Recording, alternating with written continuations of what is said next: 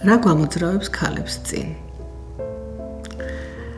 გვამოძრავებს შვილების სიყვარული, ოჯახი, თვითრეალიზაცია, დაუგებელი სურვილი სრულყოფის. გვამოძრავებს რომ არ გაჩერდეს სიცოცხლე. გვამოძრავებს რომ შემოქმედების გარეშე ღმერთი ვერ ზეიმობს შენში.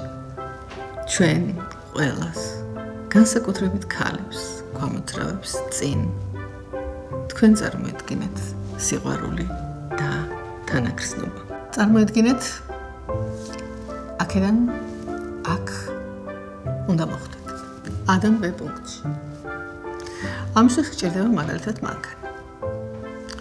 სასურველია ეს მანქანა იყოს ახალი და თან გამართული, მაგრამ ეს საკმარისი არ არის. მას სჭირდება საწვავი. კიდევ ერთი, გჭირდება მიზანი, რომელიც გაამართლებს მოტივს, რომ წახვიდე ამ მიზნამდე. წარმოიდგინეთ ეს მანქანა არის სხეული. შენ გააქვს მანქანა. ანუ შენ გააქვს სხეული. შენ არ ხარ სხეული, პუნქტი პირველი. რა არის საწვავი? საწვავი არის სასიცოცხლო ენერგია. ფროიდი მას უწოდებდა ლიბიდოს. სასიცოცხლო ენერგია. შენ გჭირდება მოტივაცია, რომ მიაღწიო მიზანს. რა მიზანს? გამთლიანების მიზანს. რომ გამთლიანდე. გამთლიანდეს სული და სხეული, ფსიქიკა და სქესი, ლოგიკა და ინტუიცია. ამისთვის რა არის საჭირო? ამისთვის საჭიროა, რომ შენ გარდაიქმნა, შეიცვალო, მოხდეს შინაგანი მეტამორფოზა, ალქიმია. რა არის ამისთვის საჭირო? სიახლე, ცოდნა. სიახლის გვეშინია. პირველი თავარი დამაბრკოლებელი. სიახლის მიუღებლობა. რაც ხელს გიშლის განვითარებაში, მიუხედავად სქესის. რატომ გვეშინია სიახლის? იმიტომ რომ სიახლე არის რაღაც ახალი, ანუ გაურკვეველი. ადამიანს ეშინია გაურკვევლობის. და რატომ გეშინია გაურკვევლობის? განსაკუთრებით ქალებს.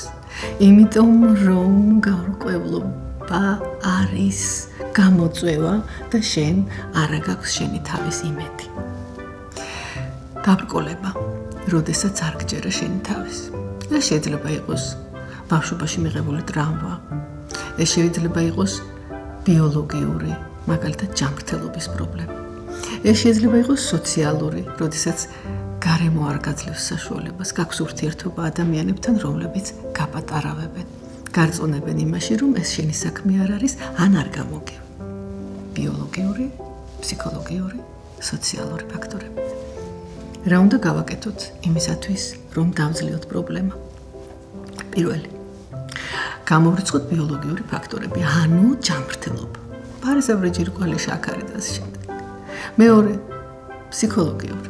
როგორც კი შენ იგრძნობ, რომ ეს ადამიანი გაპატარავებს, მიუხედავად იმისა, ვინ არის იგი, შენ აღგრძელებ მასზე ზრუნვას, მაგრამ წვედ მისი ცხოვრებით ცხოვრებას.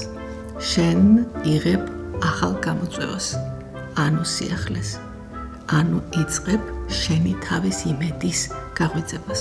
სოციალური, შენ იცვლი გარემოს, დააპოულობ ადამიანებს, წიგნებს, მუსიკას, რომელიც გეხმარება A-დან B პუნქტში, ანუ სტატიკიდან დიდ გარდასახვამდე გზაში.